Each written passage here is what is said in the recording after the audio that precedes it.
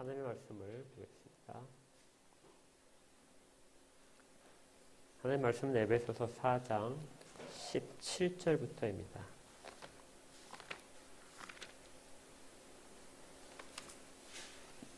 17절부터 주부에는 아마 25절로 되어 있을 텐데요. 24절까지만 함께 읽도록 하겠습니다.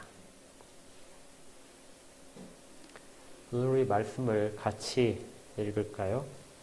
같이 한 목소리로 같이 읽어보겠습니다. 17절입니다. 시작. 그러므로 내가 이것을 말하며 주 안에서 증언하노니 이제부터 너희는 이방인이 그 마음에 허망한 것으로 행함같이 행하지 말라. 그들의 총명이 어두워지고 그들 가운데 있는 무지함과 그들의 마음이 굳어짐으로 말미암아 하나님의 생명에서 떠나 있도다. 그들이 감각 없는 자가 되어 자신을 방탕에 방임하여 모든 더러운 것을 욕심으로 행하되 오직 너희는 그리스도를 그같이 배우지 아니하였느니라. 진리가 예수 안에 있는 것 같이 너희가 참으로 그에게서 듣고 또한 그 안에서 가르침을 받았을진데 너희는 유혹의 욕심을 따라 썩어져가는 구습을 따르는 옛사람을 벗어버리고 오직 너희의 심령이 새롭게 되어 하나님을 따라 의와 진리의 거룩함으로 지으심을 받은 새 사람을 입으라. 아멘.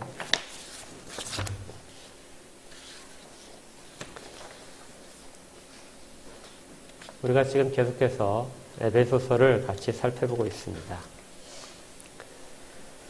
지난주까지 우리는 교회가 무엇인지, 그리고 교회의 각 지체로서 부르심을 받은, 우리가 그냥 부르심을 받은 것이 아니라 그 모든 사람들에게 말씀으로 준비시키는 사역자들을 받은 것과 함께 우리 자신들도 교회를 섬기도록, 다른 지체들을 섬기도록 모두가 다 은사를 받았다. 그래서 봉사를 하도록 해야 된다 하는 부분들을 살펴봤습니다.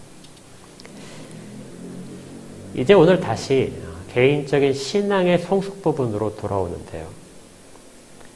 이 부분은 여러분들이 좀 여러 차례 이미 알고 계신 그런 구절들입니다. 우리가 구원받은 그 상태가 어떤 상태인가, 그리고 그 상태에 있을 때 우리가 어떤 삶의 자세들을 가지고 있어야 되는가. 기본적으로 우리는 어떤 것을 가치를 두고 향해야 되는가 하는 부분들에 대한 내용이 우리 가운데 필요한 부분들입니다. 기억하시게 될 텐데요. 에베소서 2장에서 우리는 이 출발점을 이렇게 시작을 했었습니다. 에베소서 2장 2절을 한번 보십시오.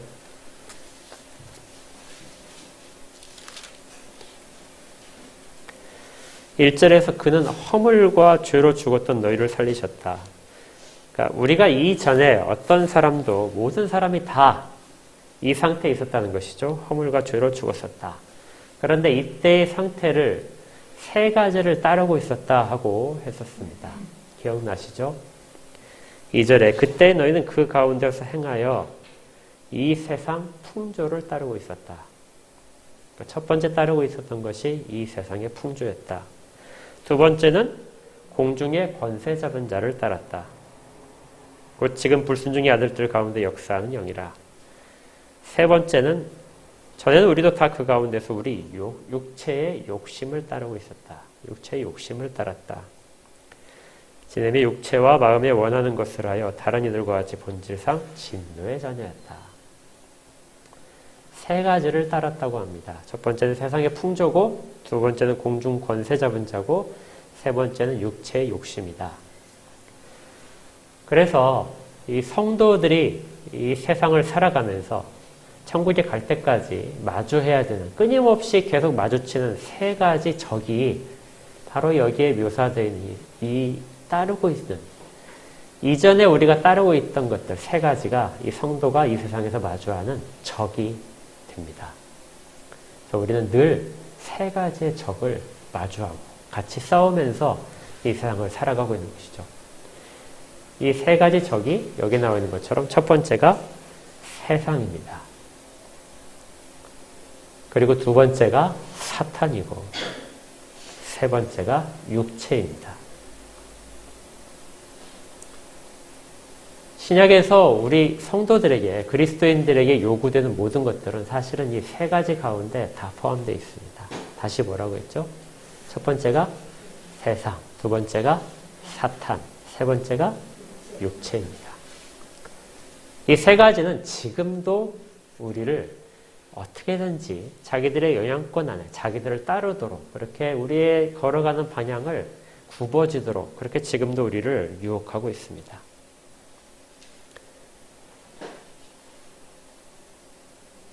우리가 이렇게 세상으로부터 밖으로 부르심을 받은 자들이지만 세상은 우리를 그들의 가치 기준으로 계속해서 끌어들인다는 것이죠.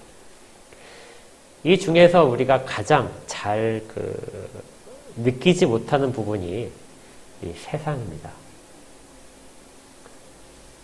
마귀가 원하는 건 하나님을 대적하게 하는 것이기 때문에 거기에 대해서 우리가 조금만 더 이렇게 경각심을 가지면은 얼마든지 발견하고 또 물리칠 수 있습니다. 육체의 욕심도 우리가 어느 정도 어떤 것들이 하나님이 싫어하시는 것인가에 대해서 육체의 욕심을 따라서 하는 정욕과 탐욕 이런 것들을 우리가 알 수 있습니다. 그런데 세상의 풍조라고 하는 것은 우리가 그 세상을 떠날 수 없기 때문에 우리의 가치관에 이미 큰 영향을 미치고 있게 됩니다. 그래서 세상의 풍조로부터 벗어나기는 너무나 어렵습니다. 세상은 자기들 나름대로의 굳건한 틀을 가지고 있고요.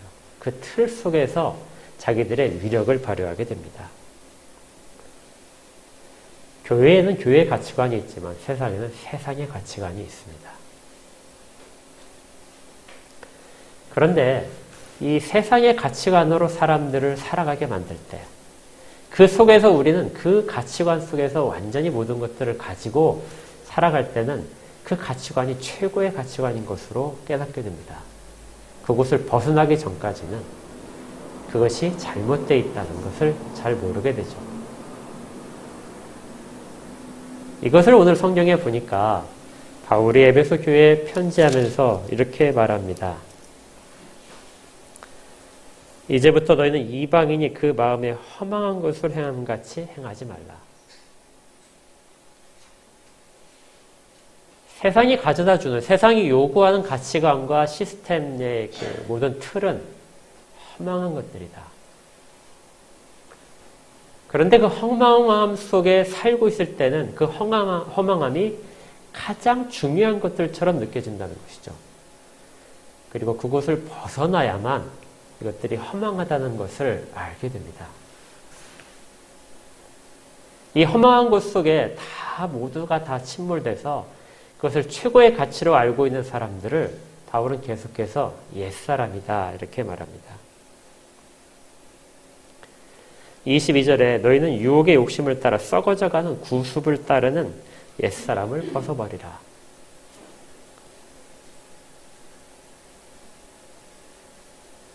그 모든 가치관과 거기에 있는 관습들과 이런 것들이 썩어져가는 것들이다. 그리고 그것은 옛사람의 것들이다. 그런데 너희는 그곳에서 나온 새로운 사람들이다. 진리로 덧입혀진 사람들이고 새 생명을 입은 사람들이다. 그래서 그것이 허망한 것을 깨달았기 때문에 이러한 사람들을 새 사람이라고 부릅니다. 새 사람이 되기 전까지는 옛사람의 모습이 어떤지를 전혀 발견할 수 없는 것이죠. 그런데 바울이 지금 이렇게 이야기하는 이 이야기를 하는 대상이 누구냐면 이미 성도가 된 사람들입니다. 성도가 되어서 에베소 교회를 든든하게 지키고 있는 사람들이죠. 그들은 모든 사탄, 이단의 그런 모든 것들로부터 교회를 보호하기 위해서 계시록에 있는 것처럼 대단히 잘하고 있는 사람들이었습니다. 바울이 가장 오랫동안 가르쳤고요. 그런데 그들에게 바울이 지금 다시 이야기하는데 너희들은 옛사람을 벗어버리고 새 사람을 입어야 된다. 그러니까 옛사람과 새 사람은 우리가 구원을 받기 전의 사람이 아니라 지금도 이 세상을 살아갈 때 우리가 따르고 있는 경향이 있다. 세상의 가치관을 따르고 있는 경향이 있고 험한 것을 따르는 경향이 있다면 여전히 옛사람의 옷을 입고 있는 것이고요. 그리고 그리스도의 안에 있는 진리를 따르고 있다면, 그리고 거기에 합당한 행동들을 하고 있다면 우리는 새 사람을 입은 사람들입니다.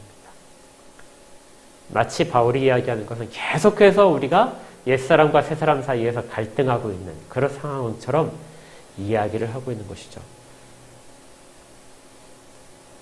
우리는 언제나 옛사람을 벗어버려야 됩니다. 그 새 사람의 가치관으로 우리를 무장시켜야 됩니다. 오늘 이제 가장 집중적으로 살펴볼 것이 옛사람의 가장 대표적으로 사용된 단어인 허망하다는 것입니다. 17절에 이렇게 썼죠. 모든 이방인이 그 마음에 허망한 것으로 행함같이 행하지 말아라. 이방인들은 옛사람에 대한 다른 말입니다. 이들은 마음에 허망한 것들을 그걸 따라서 행하고 있다. 허망하다는 것이 무엇일까요? 원래 글자 그대로 해석을 하게 되면 무가치한 것, 나중에 정말 다 사라져버리는 것, 이것이 허망한 것입니다. 우리 흔히 보통 그런 이야기 하죠. 나 인생 헛살았어. 세월을 허송세월했어. 정말 어떤 사람이 무슨 일에 대해서 아주 많은 가치를 두고 많은 마음과 물질과 모든 시간들을 들여서 추진을 했는데 그것이 다 무산이 되었을 때 이때 우리가 헛짓을 했다. 만약에 인생이 그렇게 투자한 것에 비해서 결론이 아무것도 없었다면 헛살았다. 이렇게 이야기를 합니다. 그렇다면 정말 많은 일들을 이뤄낸 사람은 헛살은 것이 아닐까요? 정말 큰 기업을 세우고 어떤 사회적으로 큰 공헌을 해서 사람들이 그를 다 칭송하게 되면 그 사람은 헛살은 인생이 아니라 참 살만하고 가치 있는 인생을 사는 것일까요? 성경에서는 이 허망하다는 것에 대해서 조금 다른 시각으로 우리에게 제시합니다. 시편을 보시면요. 시편 39편을 한번 찾아보십시오.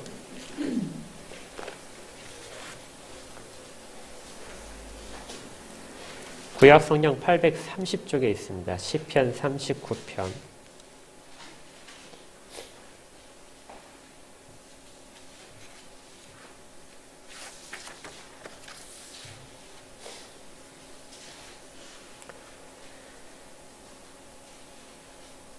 시편 39편은 거기 표제가 다윗의 시 이렇게 되어 있습니다. 830쪽에 있는 시편 39편이요. 다윗의 시 이렇게 되어 있죠. 1절부터 제가 쭉 읽어보겠습니다.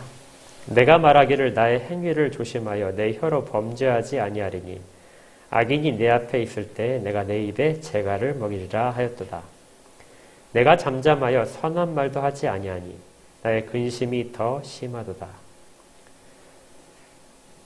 원수 앞에서도 악한 말을 하지 않고 또 선한 말도 하지 않는 지금 이 다윗의 이 상황입니다.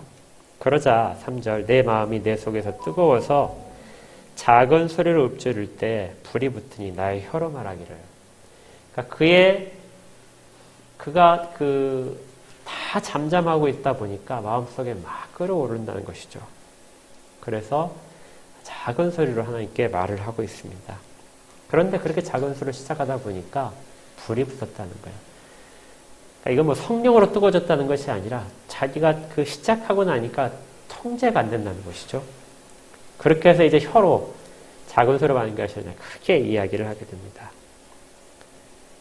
그런데 그가 말하는 것이 무슨 내용이냐면 4절에 여호와여 나의 종말과 연한이 언제까지인지 알게 하사 내가 나의 연약함을 알게 하소서. 이 일들의 끝이 언제입니까? 그리고 내 인생은 이렇게 끝납니까? 하고 하나님께 막 이야기하는 것이죠. 그런데 그 마지막에 내가 나의 연약함을 알게 하소서.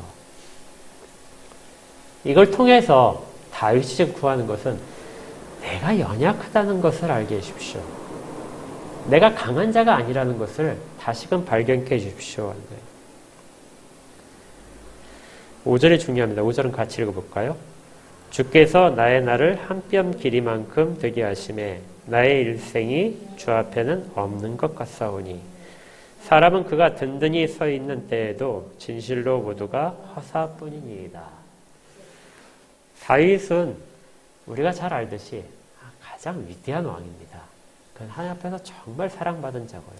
하나님이 보시기에 참 좋은 길로만 행했던, 그럼 우리가 이런 인생을 살기가 거의 불가능하다고 생각될 정도로 그는 하나님을 높였던 사람입니다. 그런데 어떤 인생도 그가 든든히 서 있을 때에도 진실로 모두가 다 허사뿐입니다. 다윗이 아무리 자기가 하나님 앞에서 어떤 일을 했다 할지라도 그것들이 다 인생의 그 길이를 하나님 앞에서 보니까 다 정말 가치가 없는 것들입니다 하고 있었죠.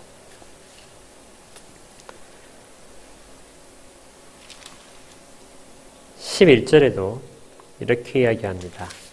11절로 가시면 주께서 죄악을 책망하사 사람을 징계하실 때 그 영화를 좀먹음같이 소멸하게 하시니 참으로 인생이란 모두 헛될 뿐입니다. 아무리 영화롭게 하더라도 하나님이 심판하실 때는 모두가 다 사라져버리게 됩니다. 이게 얼마나 헛된 것들입니까?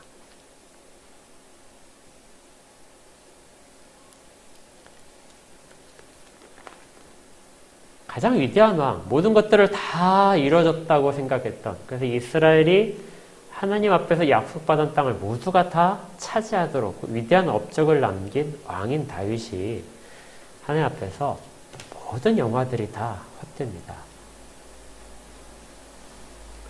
이렇게 이야기를 하고 있는 것이죠. 근데 다윗보다 더 인생의 헛됨을 이야기하는 그러한 성경이 또 있습니다. 전도서인데요. 전도서는 이 인생의 허망한 부분에 대해서 가장 심각하게 이야기하는, 그래서 전도서를 보게 되면 이게 성경인가 할 정도로 내용이 정말 허무합니다. 전도서의 주제는 1장 2절에 있는데요. 제가 읽어드리겠습니다. 전도자가 이르되 헛되고 헛되며 헛되고 헛되니 모든 것이 헛되도다. 한 절에 5번이나 헛되다가 들어갑니다. 인생의 모든 것들 다 해봤더니 다 헛된 것이다. 그런데 이 전도서는 누가 지었냐면요, 다윗의 아들인 솔로몬이 지었습니다. 솔로몬은 이 세상에 그와 같이 지혜로운 자가 없었다 할 정도로 가장 지혜로운 자였고요, 그것도 가장 부자였습니다. 모든 영화를 다 누렸던 사람입니다.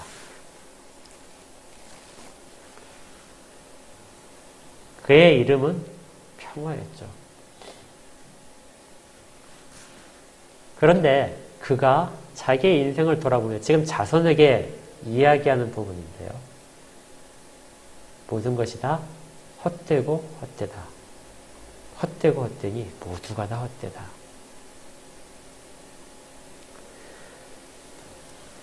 그렇다면 인생은 모두가 다 이렇게 정말 헛된 것일까요? 그렇다면 우리가 추구하는 것들은 정말 가치가 없는 것일까요?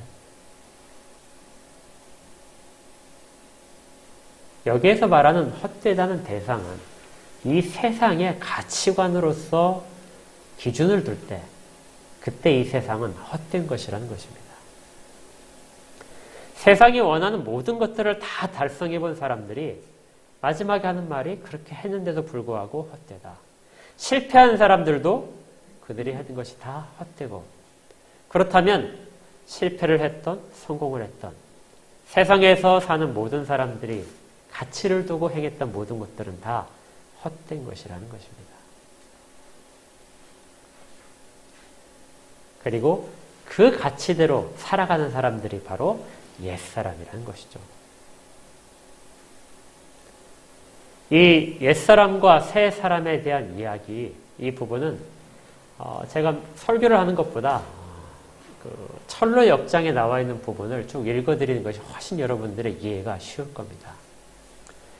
철로 역정이 뭔지는 다 아시죠? 존 버년이라는 사람이 감옥에 갇혀 있을 때 지은 책입니다. 성경 다음으로 가장 많이 팔렸다는 책인데요. 여기에는 멸망의 도시에 살던 한 사람이, 그의 사람 이름이 크리스천입니다.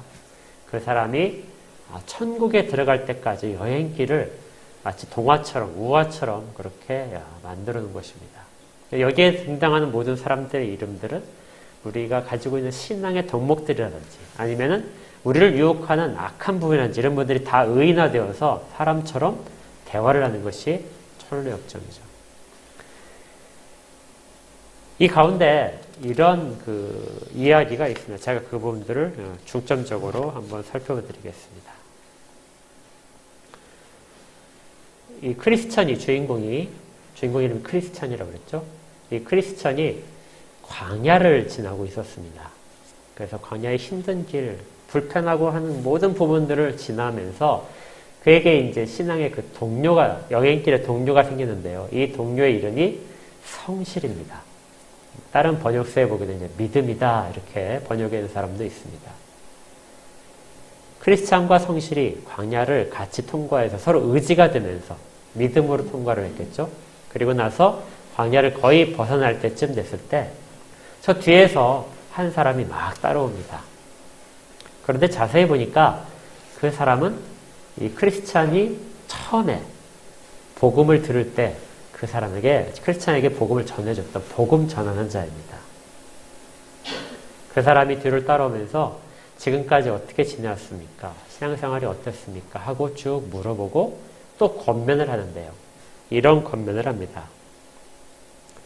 나의 아들들이여, 복음의 진리의 말씀에 하나님 나라에 들어가려면 많은 환난을 겪어야 한다는 말씀을 들었지요.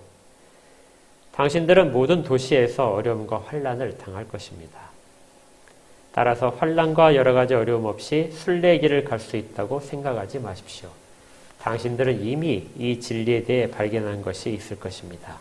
이제 당신들은 광야를 거의 빠져나왔습니다. 따라서 당신들은 곧 도성을 만나게 되고 그곳으로 들어가야 됩니다.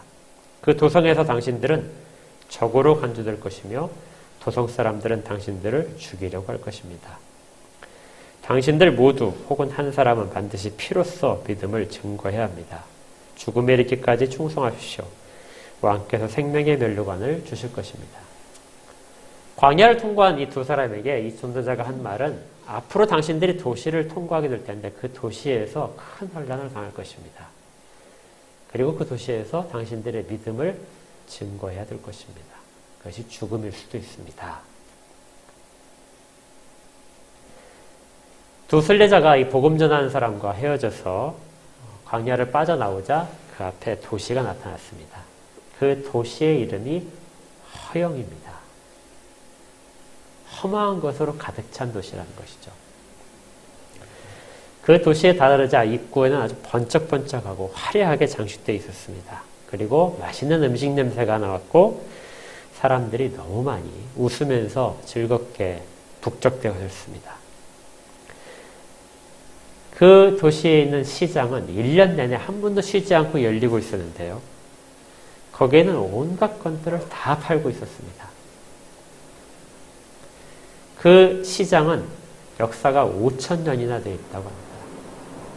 그곳에서 파는 것들은 각종 보물들, 각종 직업들, 명예들, 신분들, 땅들, 권세들, 그리고 즐거움들, 쾌락들, 이 모든 것들을 다 제공해주는 그런 시장이 있었습니다. 너무 풍부해서 넘쳐나고 있었죠. 사람들은 거기서 뭐든지 다 사서 누릴 수 있었습니다.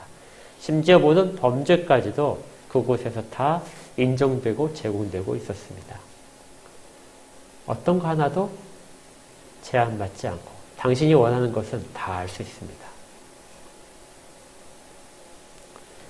그런데 이 도시를 순례자들이 피해갈 수는 없었습니다. 천국에 가려면 목적지에 도달하게 되면 반드시 그 도시를 지나야 되는데요. 이 도시가 처음에 세워진 것은 순례자들이 그 길을 통과하는 것을 사탄이 알고 사탄이 순례자들을 실족시키기 위해서 그곳에 가진 것들을 다 마련을 해놓은 곳입니다. 그리고 실제로 많은 순례자들이 그곳에서 실패하게 됩니다.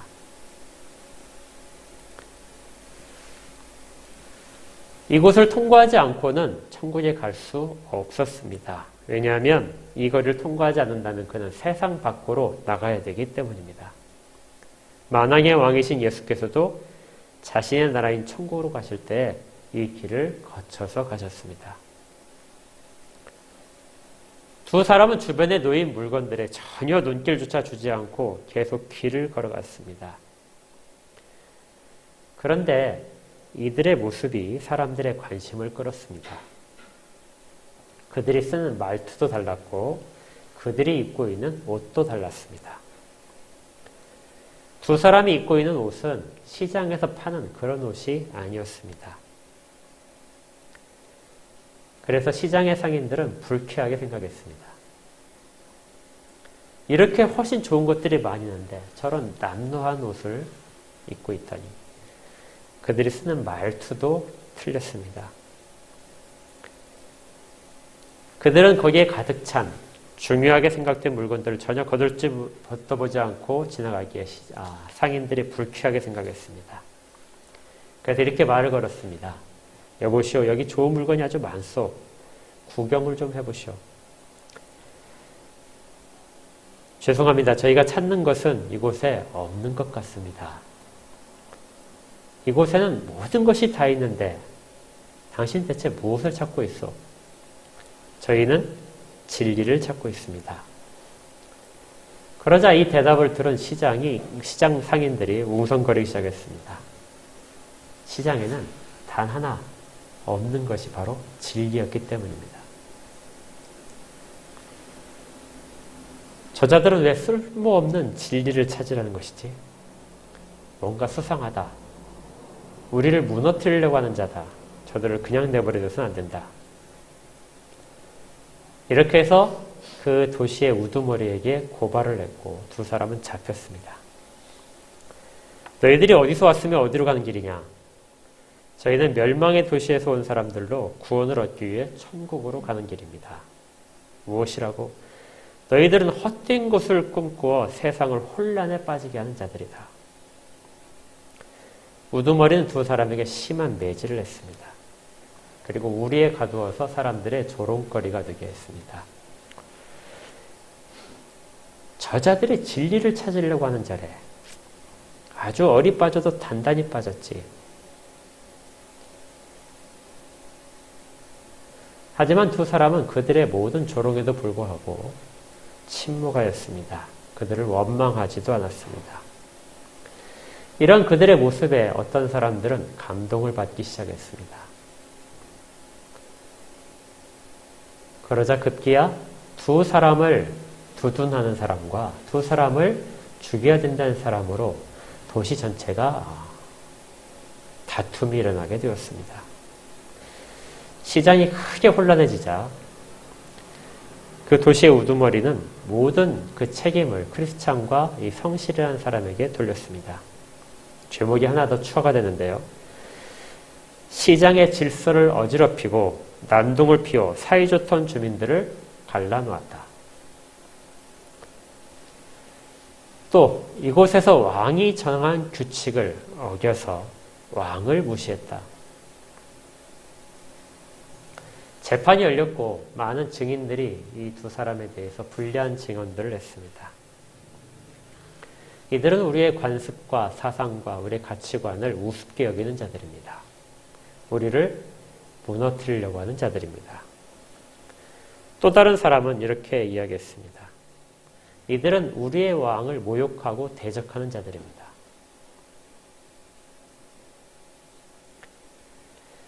어떤 사람은 저들은 우리가 가지고 있는 종교적인 모든 것들을 다 잘못된 것이라고 이야기합니다. 이러한 고발 때문에 결국 사형이 언도됐습니다. 그리고 성실이라는 사람은 그 즉시 화형에 처해졌습니다. 다행히 크리스찬에 대한 재판은 조금 더디게 진행돼서 크리스찬은 화형을 선고받았지만 미뤄졌습니다. 그래서 감옥에 갇혔는데요. 그는 감옥에 혼자 남겨진 채 앞으로 당하게 될 일을 두려워하고 있었습니다. 그가 할 수 있는 것은 기도밖에 없었습니다. 며칠이 흘러 자기도 곧 화형당하게 될 것이라는 소문을 들었습니다. 그래, 성실처럼 하나님의 뜻에 따라 순교할 수 있다면 그것도 나쁘지 않아. 마음을 단단하게 먹자. 그때 어디에선가 발소리가 들렸고 자기를 부르는 소리가 들렸습니다. 크리스천 씨, 크리스천 씨. 어서 나오세요. 열쇠를 가지고 어떤 사람이 문을 열어줍니다. 그리고 그 사람은 자기가 가져온 옷을 그 크리스천에게 입히고 감옥과 성문을 빠져나가도록 도와줬습니다. 그 사람의 이름은 소망이었습니다. 하나님의 손길이 그를 지켜주신 덕분에 크리스찬은 감옥에서 탈출하여 계속해서 천국을 향한 여행을 할 수 있게 되었습니다. 이 내용이 허영의 도시를 들어갔던, 그리고 반드시 통과해야 되는 그 허영의 도시 속에서 크리스찬이 당했던 일들을 기록한 것입니다. 우리도 천국으로 간 길 가운데 그 허영의 도시들을 다 통과하고 있습니다. 그리고 허영의 도시에서 주변에 있는 많은 사람들은 자기의 가치관을 받아들이기를 권유합니다. 그렇게 하지 않을 때는 이상하게 보고, 그리고 때로는 심하게 박해를 하기도 하고요. 죽이기도 할 것입니다. 더 교묘한 것은 그것들이 더 훌륭하게 보인다는 것이죠. 우리가 입은 옷보다도 그들의 파는 옷들이 훨씬 더 훌륭해 보이고, 우리가 신고 있는 신보다도 그들이 파는 신이 훨씬 더 아름답고 튼튼해 보입니다. 그리고 실제로 많은 순례자들이 그것들 속에서 자기를 그대로 내어주게 됩니다. 지금 바울이 에베소서에서 이야기하는 부분이 바로 그겁니다. 이것들은 다 허망한 것들인데, 이전에 너희들이 다 버리고 온 것들인데, 그것들 속에서 너희들이 나왔는데도 불구하고 다시 그 가치관 속으로 그것들을 다시 눈여겨보고 그 유혹에 빠져서 너희들이 가고 있느냐. 그렇게 하지 말아라 하는 것이죠. 우리가 만약 새로운 가치로 정말 새 사람을 입었다면 세상은, 허영이라는 도시는 마치 크리스찬과 성실한 사람을 바라본 것처럼 저들이 입은 옷은 우리가 파는 옷이 아니네.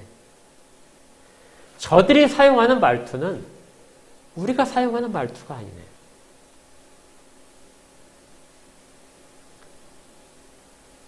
저들은 다른 인간인가 보다. 위협을 느끼고 그 중에 어떤 자들은 새 사람을 통해서 새로운 진리가 있음을 발견하게 된다는 것이죠. 그들이 갖고 있지 않은 진리를 다른 곳에 있는 찾는 자들, 그리고 이미 그 진리 가운데서 그걸 맛본 자들, 그 사람들이 하는 모든 것들을 통해서 허영에 빠져 있던 사람들이 다른 세상에 있다는 것을 보게 된다는 것입니다. 그런데 이 통과하는 길은 정말 쉽지 않은 것이죠. 그렇게 우리가 그 길을 지나가고 있는 것입니다. 쉽게 지나가려면 그 사람들의 옷을 사입고 그 사람들의 말투를 흉내내서 하게 되면 그곳을 쉽게 지나갈 수 있습니다. 그렇게 하다 보면 결코 그 성을 빠져나오지 못하게 됩니다. 종교개혁이, 그리고 지금도 종교개혁의 정신을 지금도 잘 지키는 교회들에 있어서 항상 강조되는 점이 교회 자체도 이런 허영으로 가득 차 있는 부분이 많다. 세상이 원하고 세상이 도달하려고 하는 그런 목표대로 그렇게 도달하려고 하는 것이 교회 안에서도 목표점으로 생각되는 것이 많다. 성도들도 마찬가지입니다. 신앙생활을 하기 위해서 교회에 모이지만 교회에 모인 가치의 목적이 어디에 있느냐? 세상이 원하는 것들을 교회를 통해서 얻으려고 하는 것은 아닌가? 세상에 원하는 가치관, 거기서 높게 말하는 것들이 교회를 통해서 여전히 받아들이는 것들, 그걸 우리가 달성하려고 하는 것은 아닌가? 만약에 그런 모습이 있다면 우리는 허영의 도시 속에 갇혀서 맴돌 뿐입니다. 거기를 벗어나지 못하고 있는 것이죠. 이 부분을 우리가 다 벗어나야 됩니다. 그 벗어날 수 있도록 하는 유일한 열쇠가 소망입니다. 허영의 도시에서 우리 눈에 보이고 우리 코에 맡아지는 그 유혹의 냄새들을 떠나서 하나님이 주시는 소망, 이것이 다가 아니라 이것이 얼마나 허망한 것인가를 깨닫고 그 새로운 가치를 찾아가는 사람들. 우리가 아까 읽었던 시편 39편에서 다윗은 이렇게 이야기합니다. 7절을 보시면요. 39편 7절에 주여 이제 내가 무엇을 바라리요? 나의 소망은 주께 있나이다.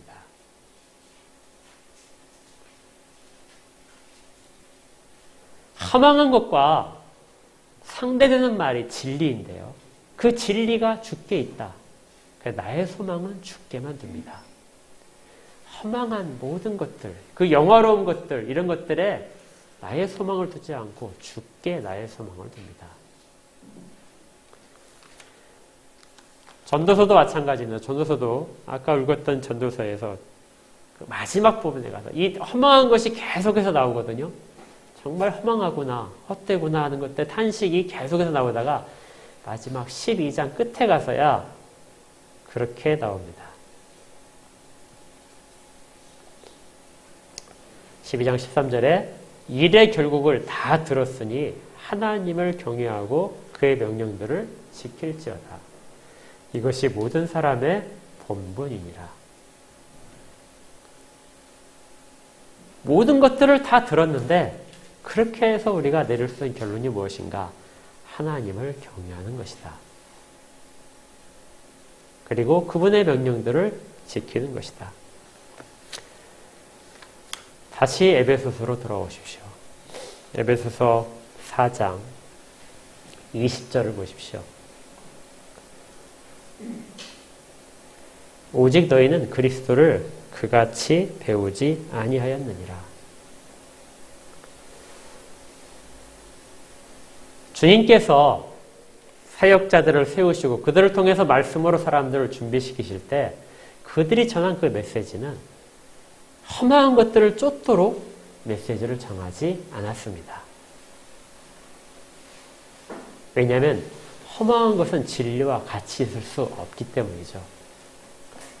바울이 지금 이야기하는 것이 너희는 그리스도를 그렇게 배우지 않았다. 모든 사람들이 허망으로부터 벗어나기 위해서는 진리를 배워야 되는데 그 진리를 너희는 그렇게 배우지 않았다. 혹시라도 예수를 그렇게 배우셨습니까?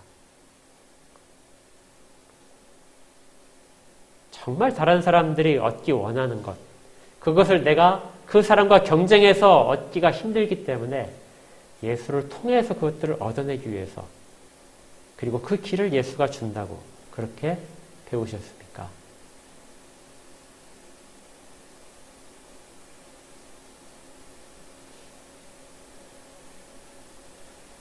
그 길이 아니죠.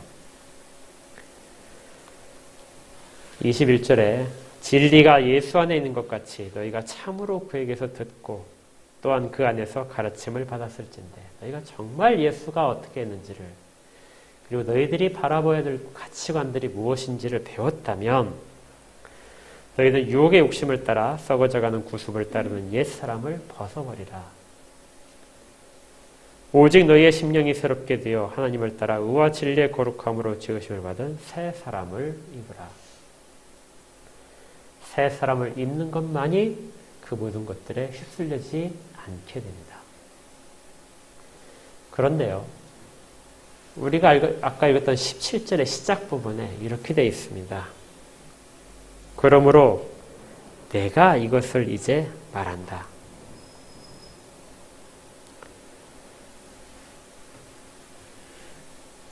바울은 지금 에베소 성도들에게 이야기하면서 너희들이 지금도 옛사람의 모습을 그대로 가지고 있는 것이라면 지금, 이제 이 일들을 지금 해라는 것이죠.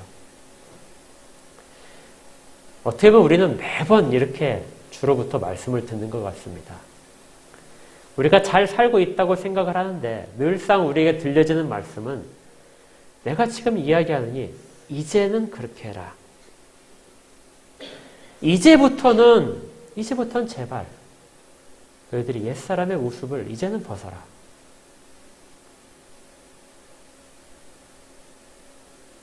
이 이제부터라는 말은 우리에게 어떻게 보게 되면 위로가 되기도 하고 어떻게 보면 책망이기도 합니다. 잘하고 있다고 생각할 때 그런데 이제부터는 그렇게 하면 안 돼. 그렇다면 우리는 지금까지 정말 헛된 것을 찾고 있었다는 것이죠. 매번 우리는 이 책망을 들으면서 살고 있는 것입니다. 이제는 그렇게 하지 마. 위로가 되는 것은 그래도 우리 가운데 계속해서 이 말씀이 들려진다는 것이죠. 이제 다시 시작하자. 새 사람이란 다시 시작하는 사람이야. 네 심령이 새롭게 되고 다시 시작하면 돼. 이전에 잘못된 부분들을 과감하게 버려. 거기에 눈을 두지 마. 세상 밖으로 나가라는 이야기가 아닙니다. 세상에서 중요하게 생각되는 가치 중에 우리 교회에서 중요하게 생각하는 가치와 겹치는 부분들도 상당히 있습니다. 그렇지만 충돌하는 부분도 많이 있습니다. 그 충돌하는 부분에서 적절하게 세상의 것들로 교회의 것들을 대신하지 않도록 그렇게 주의하십시오. 왜냐하면 우리 주님은 그렇게 그 길을 가시지 않았기 때문입니다. 허영의 도시를 우리 주님도 통과하셨다고 그랬죠. 주님도 세상 가운데 다니시면서 세상 사람들에게 말씀을 전하시고 그들의 고통도 함께 하셨습니다. 그러면서도 그들이 원하는 가치관대로 그렇게 해주시지 않았습니다.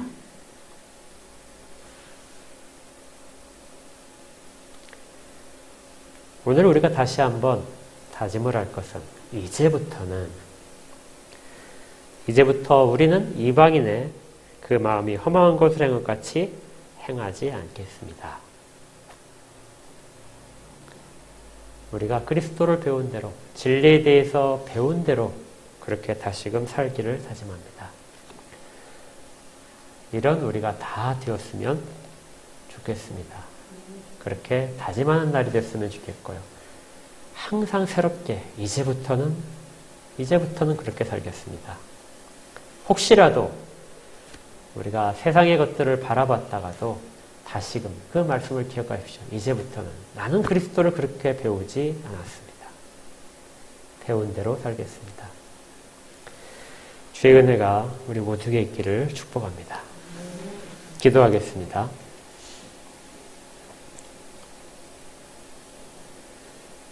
사랑하는 하나님, 감사합니다. 주의 백성들 가운데 잘못된 부분들을 책망하시며 완전히 새로운 관점의 삶을 살도록 오늘도 이제부터는 그렇게 살라고 말씀하시는 주님의 음성을 듣게 하심을 감사드립니다. 저희들이 그렇게 살기를 원합니다.